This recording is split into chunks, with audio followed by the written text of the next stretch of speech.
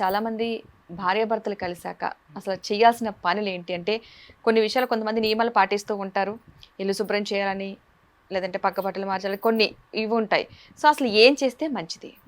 అమ్మ, వివాహం ఎందుకు చేసుకుంటారు? ధర్మ ప్రజా సంపత్యర్థం అని చెప్తారు. ధర్మబద్ధంగా నేను సంతానం పొందడానికి వివాహం చేసుకుంటున్నాను అని చెప్పి వాగ్దానం చేసి పెళ్లి చేసుకుంటాడు. అసలు వివాహం యొక్క ప్రయోజనం సంతానం కలగడం. కావలసిన సంతానం కలిగిన తర్వాత భార్యాభర్తలు స్నేహితులుగా ఉండాలి అని చెప్పి మనకు మన సంప్రదాయం చెప్తోంది. పూర్వకం అలాగే ఉండేవారు.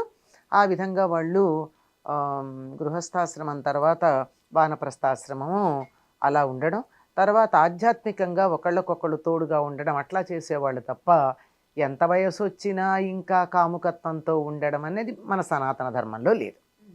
సరే, అది పాటించదలుచుకున్నటువంటి వాళ్ళకి ఉన్నది ఏమిటి అంటే, ఎందుకు వివాహం అంటే సంతానం కోసం గనక, సంతానం కలగడం అనేటటువంటిది ఒక పవిత్ర కార్యం నిర్వర్తించటానికి చేసేటటువంటి ఈ సంసారం అనేది ఉందే, అది పవిత్రమే కానీ అపవిత్రం కాదు కదమ్మా.